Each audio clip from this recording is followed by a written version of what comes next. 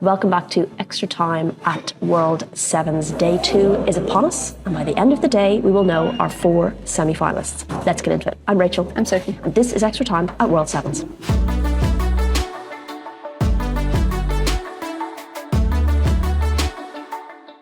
Right, we are back at Brentford Stadium for Day 2 of World Sevens. Just about recovered from Day 1, have you?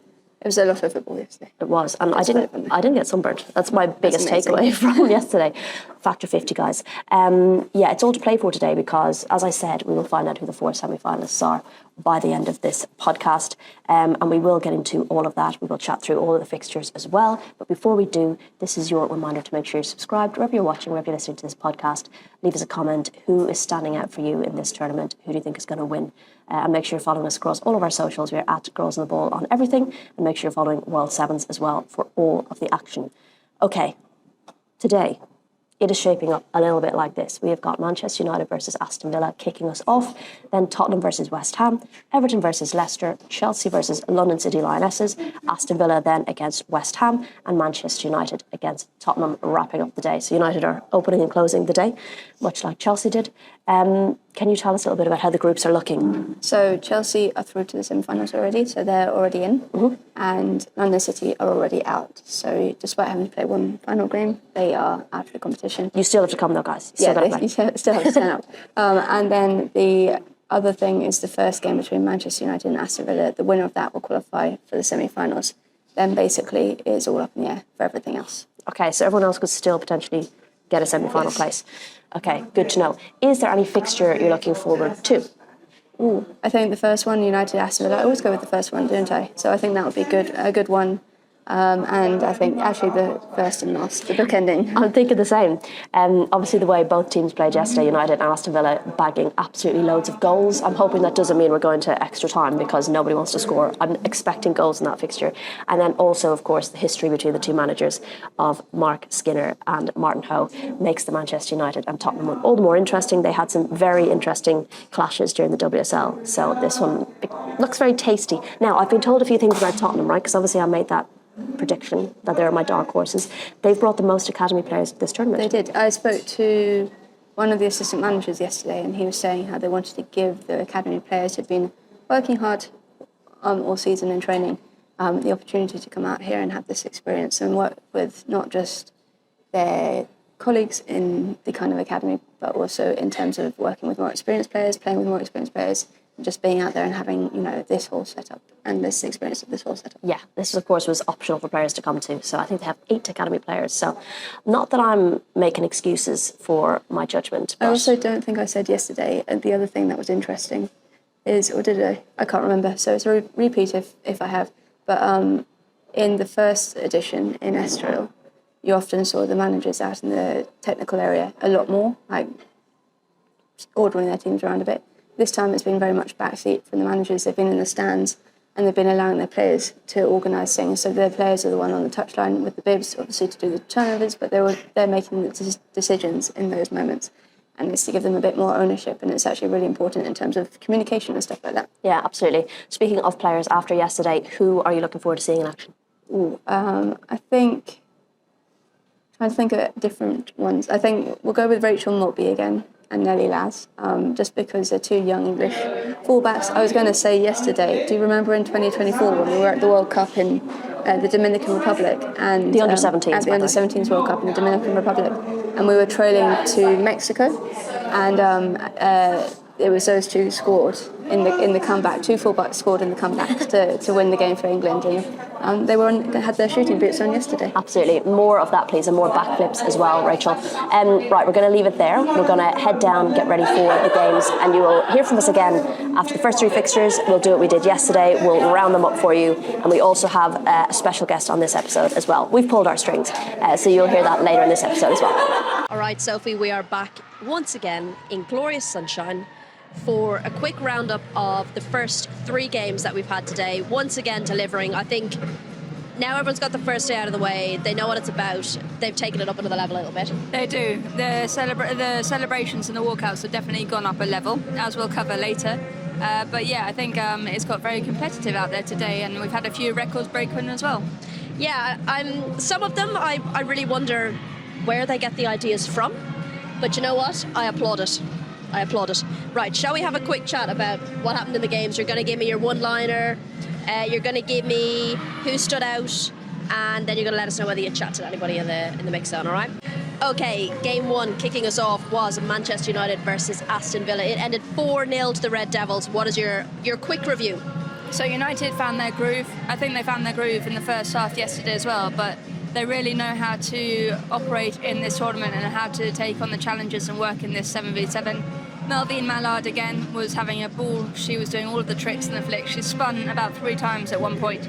I didn't think she stopped spinning, but yeah, and they found the goals as well. Really good performance, I think, and I'm pretty sure they're in the semi-finals. I think it's been confirmed, but Mark Skinner was less sure, so put the doubt in all of our minds. We're going to say they are.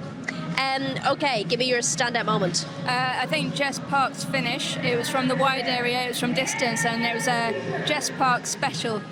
She just kind of unleashed it. I did ask her afterwards about it, so yeah, it was a special from her. So, did you get to chat to anyone? I did. You did? I got to speak to Jess Park. Let's hear from her then. Congratulations, through to the semi-finals. I know you love this competition. How much are you enjoying it, Tessa? Yeah, I mean, I'm enjoying it, loving playing with the girls with a smile on our face and just enjoying the moment of being here and, yeah, playing with our friends. And a pretty special finish in that second half. Talk me through it. I just seen it open up and I thought put some power on this and I got the swerve on it as well, so beat the keeper. Did you plan the celebration? No, that was improvised. Simi, I'll give that one to Simi. How much, I know tactics are sort of going out the window here a little bit, but how much are you enjoying that side of having fun, but also thinking about how to beat the opposition? Yeah, I think, it's fun, but you've got to, track your players. I don't think there's much tactic to it, but working it out in the moment and communicating with each other on the pitch because we're not really doing anything to prep, so. And I know you've got one more game today, later this afternoon, right at the end, but you haven't booked your place in the semi-final, pressure's up a bit. Yeah, a little bit, but we're enjoying it anyway, and I'm sure we'll go through and enjoy the next one. All right, good to hear from her. We're still pretty confident they're in the semi-finals. Next up, we have game 2, Tottenham versus West Ham. This ended 4-1 to Tottenham. They finally got up and running. What did you make of this one? Yeah, I think it took them a bit of time to get used to this format yesterday, and they didn't quite hit the ground running, but they looked quite comfortable out there today. Some really good goals. There was one from Mariah Dennis, Cindy Gaupsett got on the team sheet, score sheet, Evelina Sumanen as well. Yeah, it was a pretty good outing from them. Yeah, what was your standout moment then? So I would say Cindy Gaupsett's finish, but I would also want to mention the way that they're using the academy players, and they're pairing up with a senior player. So on their bench, each academy player is a senior player partner, and that's how they're learning from them, so That's it's pretty cool. Cute. Okay, we're going to move on to game number 3, Everton versus Leicester.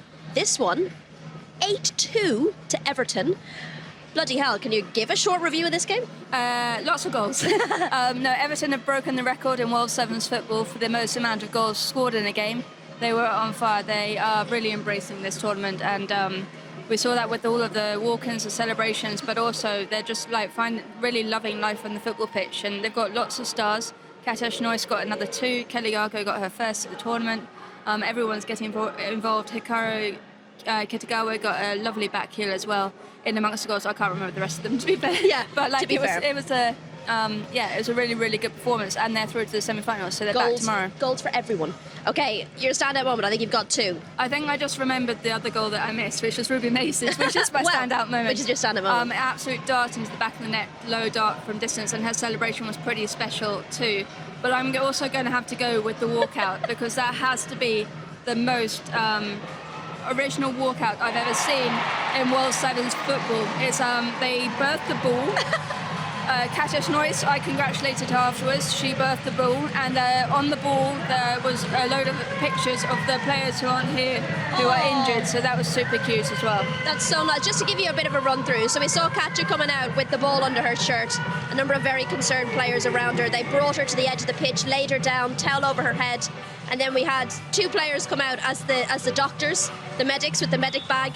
They bent down, there was a bit of mooching around, and eventually up came this ball, and everyone was very excited. So certainly creative. And you got to speak to both Katja and Scott after this one. Here's what they had to say. Congratulations on winning, first of all. Also, congratulations on your baby boy. I guess so, yeah, I guess so. Talk me through that walkout because that was pretty original. Yeah, I think we were stressed a little bit what we should do in the walkout. But we came up with it this morning at a coffee. And yeah, I think it went well. I have no clue because I was watching the sky. But everyone was really positive. How much are you enjoying this tournament? Because you seem to, as a squad, really embrace the whole, not just off the pitch, but on the pitch as well.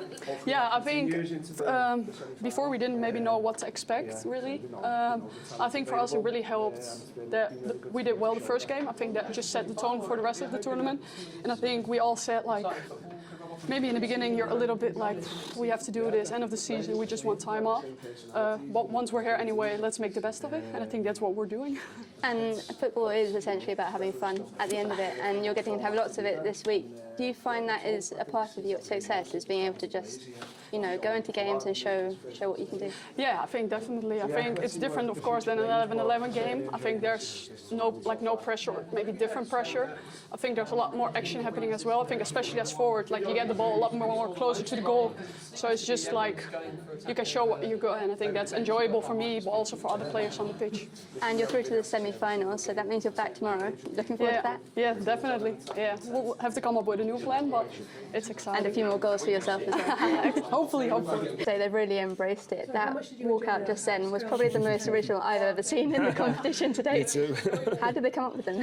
I don't know. I sort of stay away from that. If they want to hear about football, I'm available. But dance moves and celebrations, that's not my skill set. So yeah, they've been discussing them. They're coming up with new ideas, and it was actually nice to see them acknowledge on the ball. There was some of the faces of the injured girls who unfortunately can't make it. So that was a nice touch. But that also shows the level of care and camaraderie that we've got in the group as well. How are you finding it as a coach? Because obviously we come from 11-a-side in the league, which is there's so much riding on it. It's serious quite a lot of the time.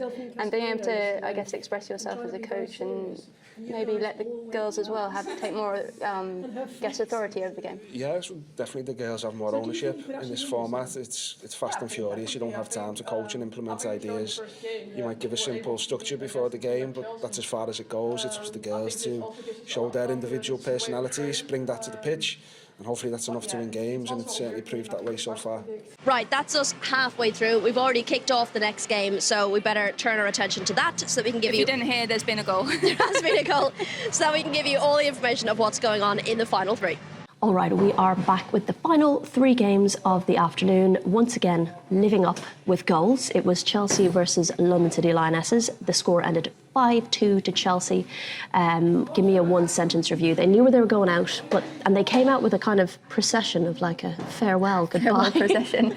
I think this game was interesting because it had nothing riding on it. So it was going to be interesting to see how London City wanted to go out in style, how Chelsea were going to approach it.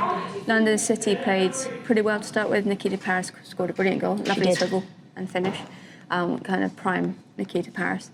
But then Chelsea came back into it, and they've been using their youngsters a bit as well. Lola Brown got a goal, Aggie got a goal, and they were in control pretty much throughout. But yeah, it was an interesting start to the game. It was. Give me your standout moment.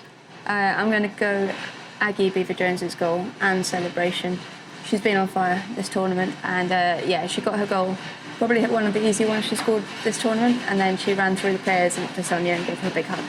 Rumour has it Sonia may be involved in a walkout tomorrow, so that is something I'm very much looking forward to. Okay, very quickly on to Game 5, Aston Villa versus West Ham. This one ended 3-2. One sentence review from you. So Villa were in control for a fair bit of it, but then West Ham made a bit of a comeback and made it a bit tight. Generally a fun game in terms of both teams were trying to express themselves. West Ham already knew that they were out of the tournament, I think. A bit of a downer at the end when Tuva Hansen went down, and she got stretchered off. So fingers crossed she's okay and makes her steady recovery. Yeah, such a shame. She had a goal and she did a classic celebration with the shirt off. For the game to end like that for her was gutting. Okay, give me your standout moment. I'm going to go with Ebony Salmon's goal. She's been coming very, very close this tournament and not quite being able to find the target, but it was kind of a special, Ebony Salmon special, and given that she's leaving the club at the end of the season, could it be one of her last in a Villa shirt? Quite possibly. Okay, you got to chat to Natalia after this to find out how she's been enjoying the tournament. Here's what she had to say. And how are you enjoying it as a coach? Because we see the players being able to express themselves on the pitch, both in terms of like the walkouts and the skill that they're showing. But you as a coach, how are you enjoying that side of things? Yeah, well, first I'm less stressed than normally, so I'm trying to take the best of the fact that, yeah, we want to be competitive, and if we can win and they can share the money, fantastic. But also it's like sitting there and being a little bit like more in the observation point of view and letting them play. I enjoy that part. It connects me with the kid I was at some points to watch good football, good actions, good goals, a team finding some players finding plays on these celebrations, ideas, and everything that is happening that you don't see that is around the game is really nice. It's end of the season, everybody's a little bit tired, but I think this is bringing the vibes a little bit again close to the pre-season, starting and building things. So yeah, I'm enjoying that part. Okay, final game, Manchester United versus Tottenham. We pegged this one as one to look forward to. It certainly delivered in goals. Manchester United won 8-2. And by the end, the players were just having the crack, especially the Spurs players. They got a penalty at the end and they sent the goalkeeper up to take it. And God love her, the ball is still up in the air somewhere, I think. She then took another one, didn't you see yes, that? at the end, after the game was over. Not her finest moment, but it ended up being quite fun. United are sailing through this competition. Yeah, I think United just turned it on in this game, and Tottenham kind of ran out of steam, I think.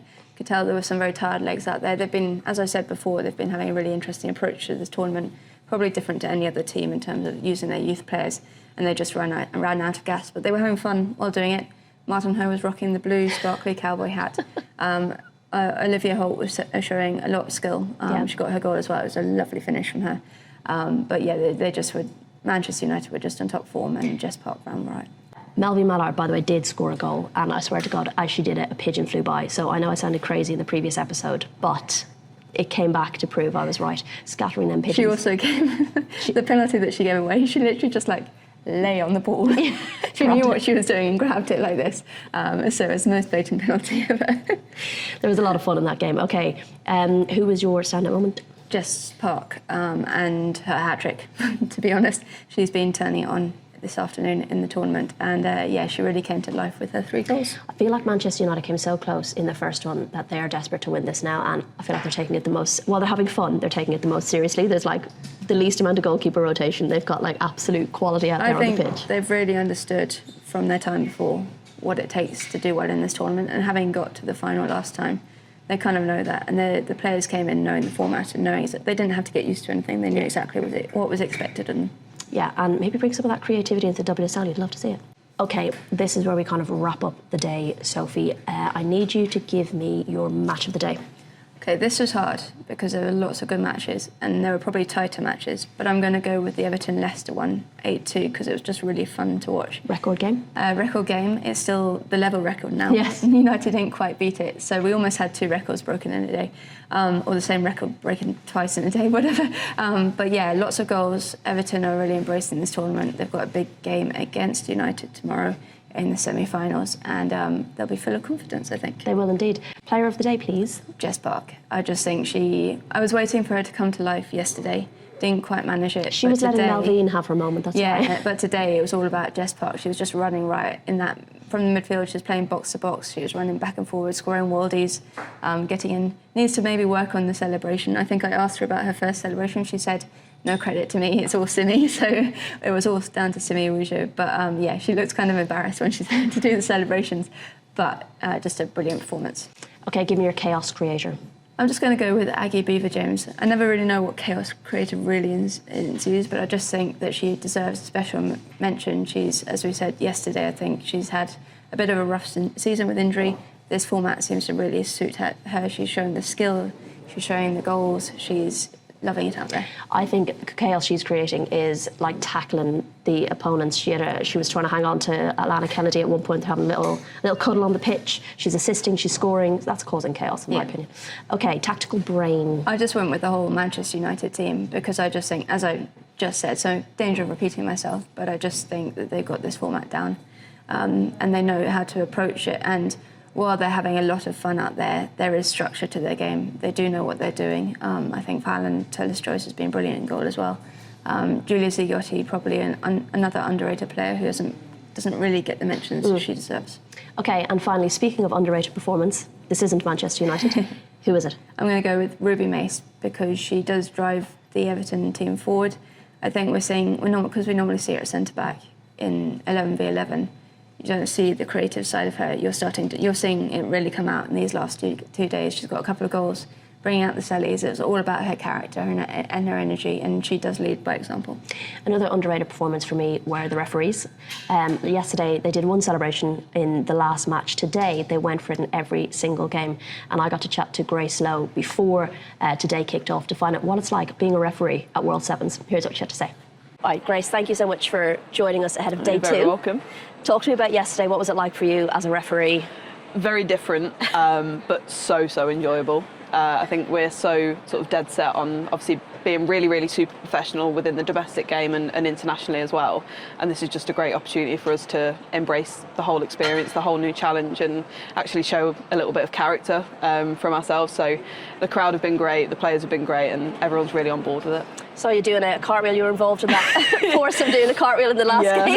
Everyone loved it. Yeah, similar to the last point, I think we're seen as these robotic people that have no personality, no character, no love for the game, and we're here because we love football, so why not embrace ourselves and show a bit of personality at the same time. We were watching as the YMCA played, as we waited for broadcast, and it was initially like, no, we're going to be very serious, and eventually everyone started slowly getting involved. Yeah, so I was tunnel official on that one, and one of the match managers, Emma, was like, I think the refs need to do it, so I pressed the button and fed it into Lisa in the middle, and we just started doing it.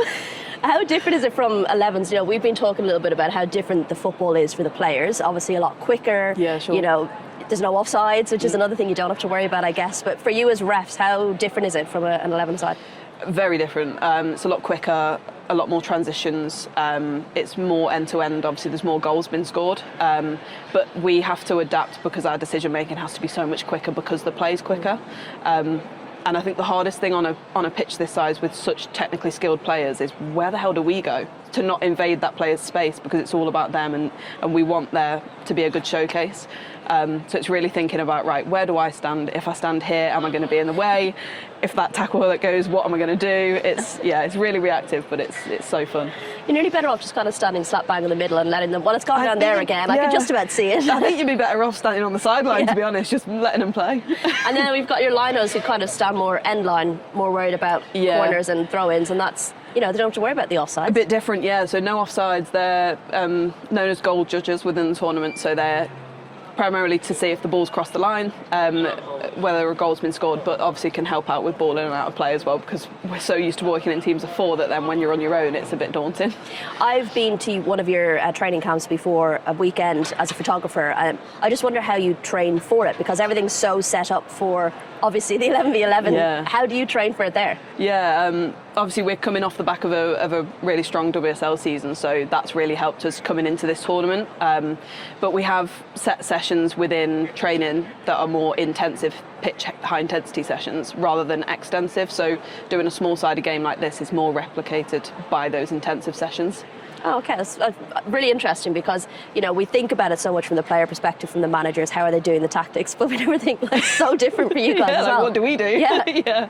Is it kind of helpful as well? You know, obviously it's an old WSL edition of World Sevens. Is it a little bit, I guess you know the teams a little bit better, maybe the players a bit better, is that kind of... Yeah, we know obviously there's teams that we referee more than others, that's just the way that the appointments go, but it's really nice to see them with huge smiles on their faces, playing with no pressure whatsoever and really just embracing themselves and expressing themselves on a pitch and a world stage like this. It's really fun to see, and I hope that we've shown ourselves to be approachable, and that will carry on through to the next season as well. We're expecting more celebrations today, so... Well, yeah. More walkouts. We've got more planned, but it'll have to stay hush until the tournament kicks off again. How excited were you when you heard that it was coming to London, that it was going to be WSL clubs? You know, how keen were you to get involved in this? Yeah, really keen. When the boss sort of called and asked if I was available, I was at the drop of a hat. There was no other answer that was other than yes. Obviously that was before we knew the teams that were involved, but we knew that the standard of the competition was going to be really, really high, and it's not disappointed. Right, well, I'll let you go back and practice your walkouts, whatever else you might be doing. And your dancing. Enjoy today. Thank you for chatting with us. Thank you very much. And yeah, hopefully the rest of the tournament is just as fun. Let's hope so. Yeah. Love that. I think we kind of forget, like, that it's different for them too, and like, it's fun for them too, and it's really nice to kind of see their personalities and see them enjoy it. I can't wait to see what they have planned tomorrow, because they've set their own bar high. There's only so much they can do, you know, as the four referees. We had so. wheelbarrow race, we had Penalty shootout. We had that dance from the in-betweeners. We had a dance, yeah. We had a bit of cowboy dancing. We a did, bit, yes, line at the dancing. beginning, yes. They did it all. Okay, looking ahead to tomorrow, we have the semi-finals. It is Chelsea versus Aston Villa and Everton versus Manchester United, which I think make for some very tasty fixtures. Plenty of goals in those teams, plenty of quality, plenty of players to look out for. I don't even know how you can pick one. Aggie Beaver-Jones, Melvin Mallard, Jess Park, Ruby Mace, Give Me More, Rachel Daly, Kirsty Hansen, Ebony Salmon, like they're all... Just going to let her run away with it. And they're all like totally bought into the fun side of it as well, and they've all got excellent walkouts, so they're going to have to up it again. And we're also going to have the final and a trophy lift the next time we chat. Looking forward to it.